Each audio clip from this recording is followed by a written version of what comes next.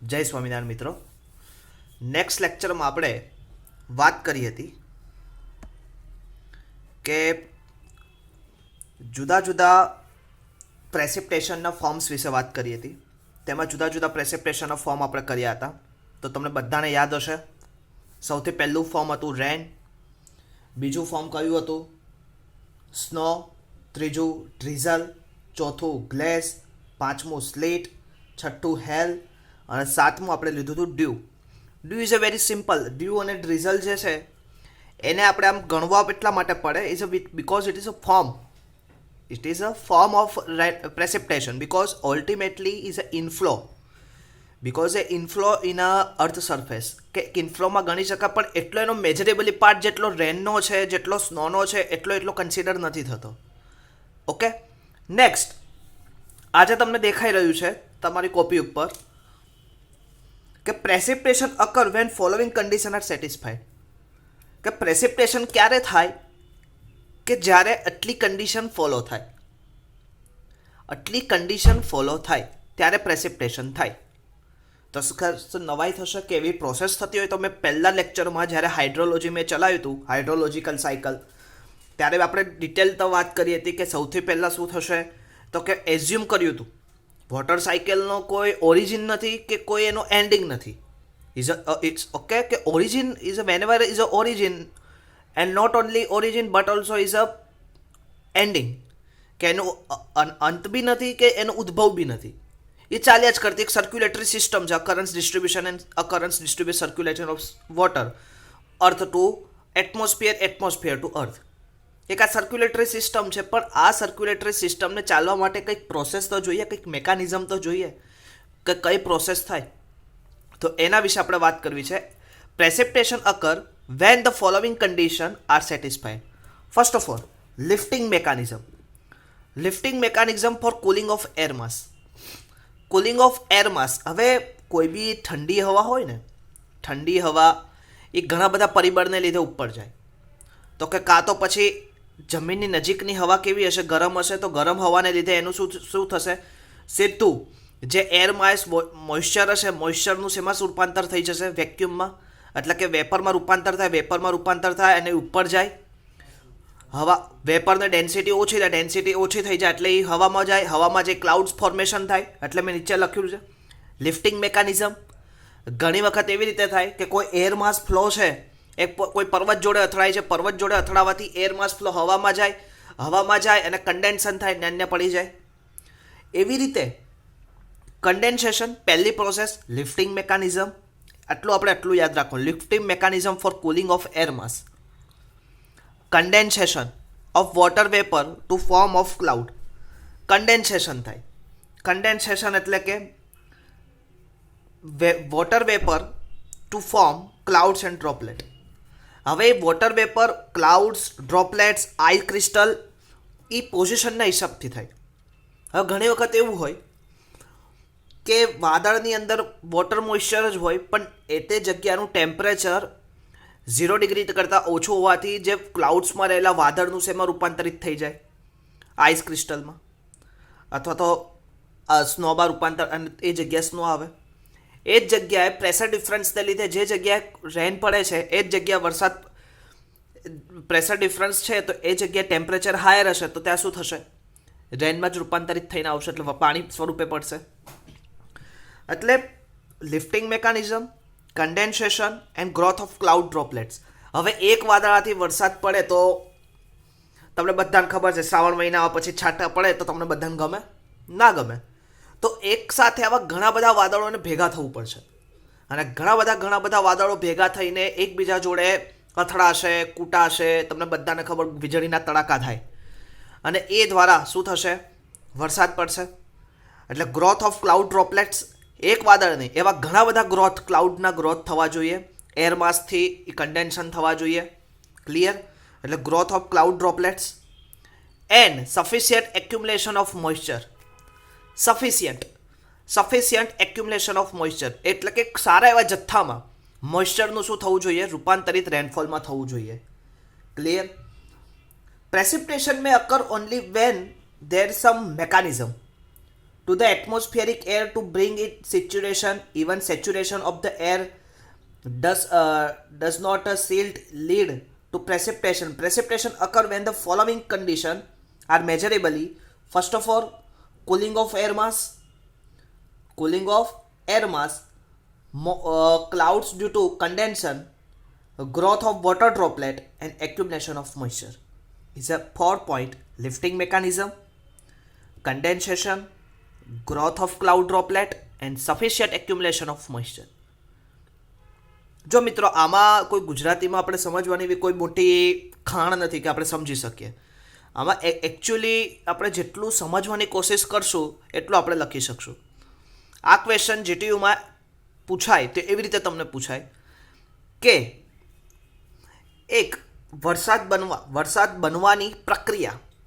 વરસાદ પડે, હવે એમનેમ તો પડે નહીં, એમનેમ તો થોડો પડી જતો હોય વરસાદ. આપણે કૃત્રિમ વરસાદ માટે લોકોએ કેટલા બધા પ્રેક્ટિકલ્સ કર્યા, કેટલી બધી થીસીસો આવી, કેટલા બધા રિસર્ચ થયા, પણ હજી પ્રોપર એવું કંઈક 5 ઇંચ વરસાદ મારે પાડવો તો એની માટે કૃત્રિમ વરસાદ પાડી શકશે?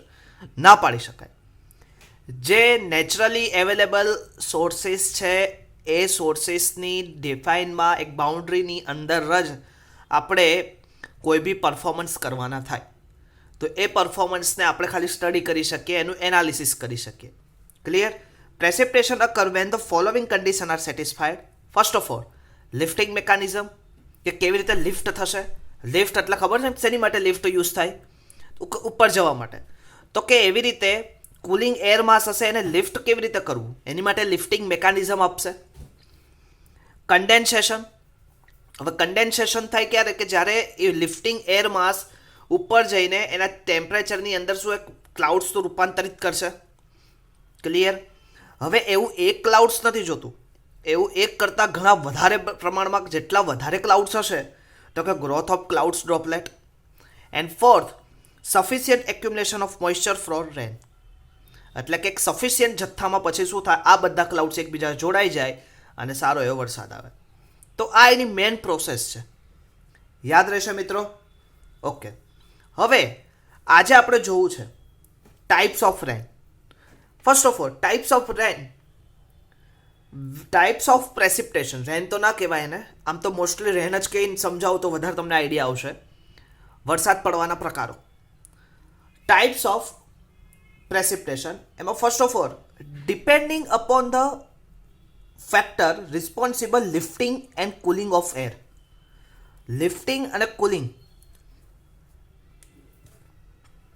Lifting and cooling of air, these are most important factor that affecting in a types of precipitation. Is a most important.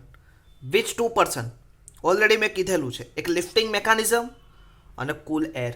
આ બે વસ્તુ જરૂરી છે. કુલ એર ના હોય પણ લિફ્ટિંગ મેકાનિઝમ હોય તો કોને લઈને જશે?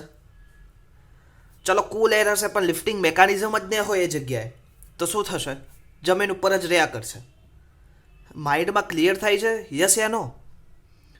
ઓકે.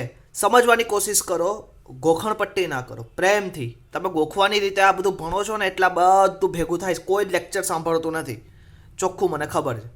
હું નોટ્સ આપી દઉં તો કાલ સવારે નોટ્સ લખીને મને મોકલી દેશો, પણ લેક્ચર સાંભળવાનું રાખો. સાંભળશો તો તમારા માટે કામનું છે. ક્લિયર? સાંભળશો તો કંઈક નોલેજ આવશે. Next, types of precipitation is depends on two factor. First factor is what factor? Lifting mechanism, and second factor is cold air mass.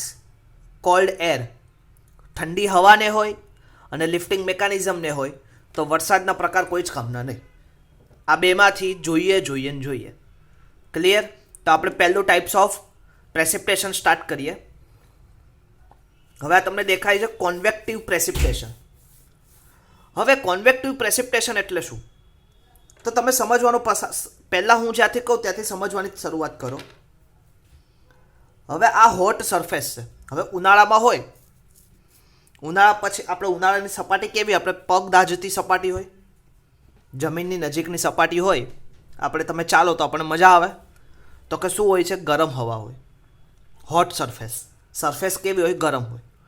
હવે એની ઉપરની બાજુ મોઇસ્ચર એર આવે, મોઇસ્ચર એર માસ, એટલે હમણાં જ આપણે કઈ વાત કરી હતી, cold air mass. Moisture air લખી શકો અથવા તો કોલ્ડ એર માસ પણ લખી શકો.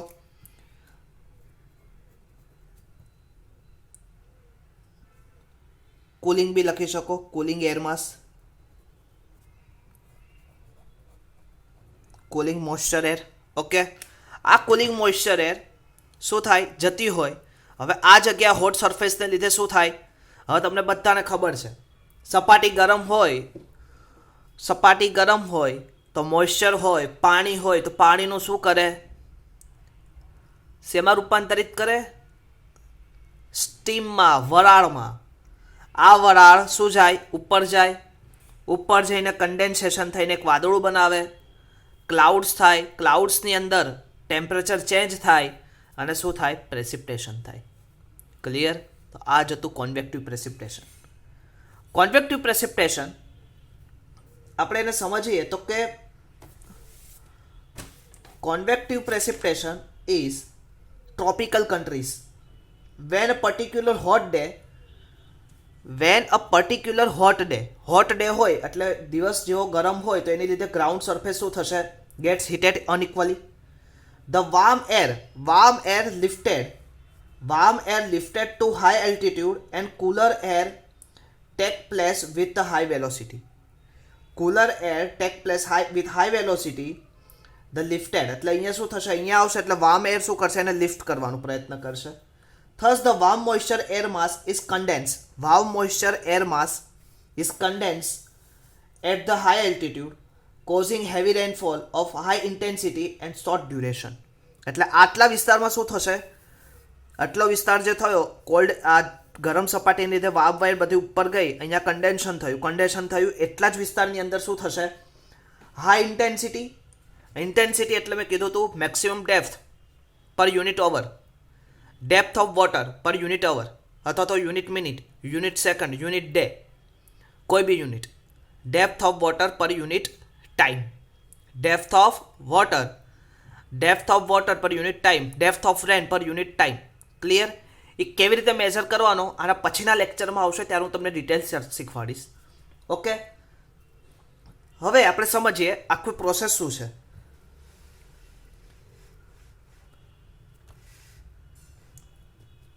થોડુંક ઓકે,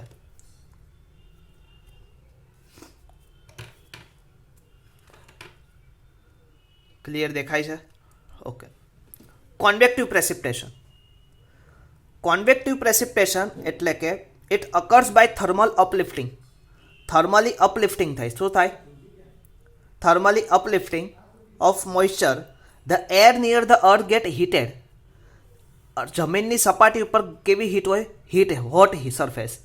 હોટ સરફેસને લીધે હીટ પ્રોડ્યુસ થાય, heated and its density decrease. હવે આ મોઇસ્ચર એર અહીંયા આવે, આ હીટેડ સપાટીને લીધે શું થશે, હવામાં જશે. કેમ મિત્રો? તો કે આ સપાટી ગરમ છે, આ મોઇસ્ચર એર હતી એની ડેન્સિટી વધારે હતી, પણ હવે અહીંયા આવીને શું થશે, એનું વરાળમાં રૂપાંતરિત થશે એટલે ડેન્સિટી ઘટશે એટલે શું થશે, વાર્મ એર શું થશે, lifting to the atmosphere, lift થશે.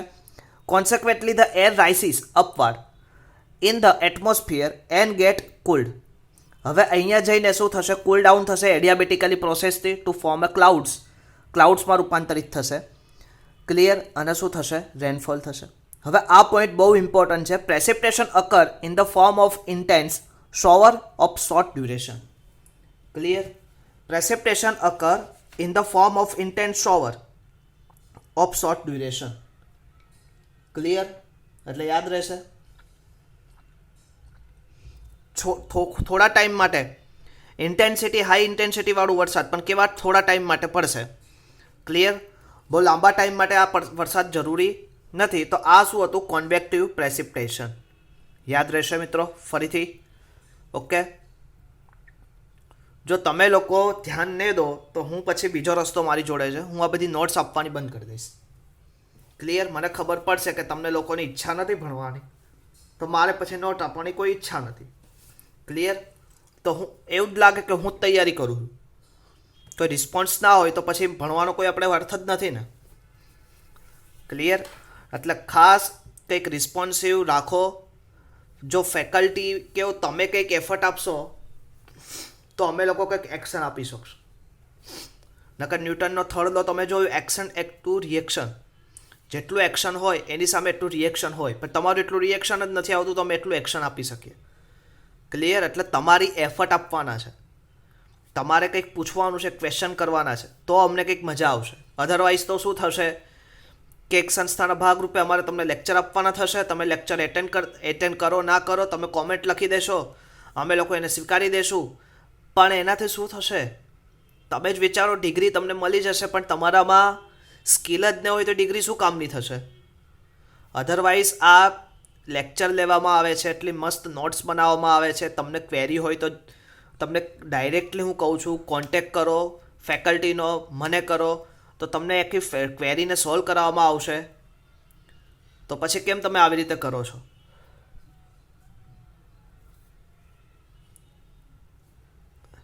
Okay, second is first of all convective precipitation. Second one is મિત્રો ઓરોગ્રાફિક પ્રેસિપિટેશન. ઓરોગ્રાફિક રેનફોલ અકર. હવે કેવી રીતે? હવે બાય સપોઝ હું અહીંયાથી જોઉં, હમણાં જ આપણે વાત કરી વાર્મ મોઇશ્ચર એર માઉન્ટેન જોડે હોય. હવે તમને આ સમજાવવાનો પ્રયત્ન તમને કરવો હોય તો ઇન્ડિયાના નકશામાં હમણાં વિન્ડઝી કરીને એક એપ આવે છે. વિન્ડઝી કરીને એપ આવે ને, એપ ખોલજો એટલે તમને દેખાશે કે આપણા દેશમાં કઈ ડાયરેક્શનમાંથી પવન આવે. હું તમને અહીંયા થોડુંક સમજાવવાનો પ્રયત્ન કરું. આ કઈ ડાયરેક્શન છે? નોર્થ. આ કઈ? સાઉથ. આ કઈ? ઈસ્ટ. અને આ કયું? વેસ્ટ. ઓકે, હવે હંમેશા સાઉથ વેસ્ટમાંથી શું થાય? પવનો આવવાના શરૂ થાય આપણા દેશમાં. એટલે આમથી આ બાજુનો પવન આવે, આ ત્રિકોણાકારે. હવે એમાંથી શું થાય? એક પર્વત, એક અડધા હોય, સૌથી પહેલાં કેરાલા જોડે જે માઉન્ટેનિયસ ટેકરી હોય એની જોડે અથડાય એટલે કેરાલામાં સૌથી પહેલો વરસાદ આવે સિઝનનો. ત્યારબાદ આગળ જઈને મધ્યપ્રદેશ પાસે ટેકરીઓને અથડાય, તો એ જગ્યાએ ટેકરીઓને અથડાય એટલે શું થશે? તમને બધાને ખબર હશે મધ્યપ્રદેશ પાસે કઈ ટેકરી છે? અમરકંટક.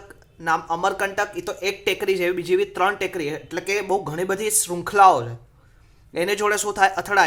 અથડાય પછી એટલા વિસ્તારમાં વરસાદ પડે, પછી ત્યારથી જ આખી વાર્મ મોઇશ્ચર વચ્ચેનો આખો એમ પટ્ટો જે ભારતના નકશામાં હું તમને દેખાડવાનો પ્રયત્ન કરું, મારી પાસે બુક છે. ઓકે, હા, જો હવે અહીંયાથી આ અરેબિયન સીમાંથી પવન ઉત્પન્ન થાય અને આમ આખા જાય. દેખાય છે તમને લોકોને? ઓકે, હવે શું થાય? એક તો અહીંયા મધ્યપ્રદેશ પાસે અમુક ભાગ છે આવી રીતે, તો આટલા ભાગમાં વરસાદ પડી જશે, બીજા ભાગ અહીંયા જશે. હવે અહીંયા આટલા ભાગમાં હવે અહીંયા વરસાદ પડી ગયો તો આ પાછું થયું. કોઈ બી પર્વત હોય, પર્વતની પાછળના ભાગમાં આટલા ભાગમાં શું થાય? વરસાદ પડવા માટે ઓછો વરસાદ પડે. પણ બિહારને આ બધીમાં કેવી? ગંગા 24 કલાક ચાલતી નદી, પેરેનિયલ, એટલે વાંધો આવે નહીં. અને બિહારમાં પણ નદી કેવી રીતે? હવે બાય સપોઝ આ જે પાર્ટ છે એ અહીંયા જઈને અથડાય, 7 સિસ્ટરમાં આખો પર્વતીય શૃંખલા છે. આ પર્વતીય શૃંખલામાંથી અડધો વરસાદ એની નજીકમાં પડી જાય, પણ અડધા પવનો શું થાય?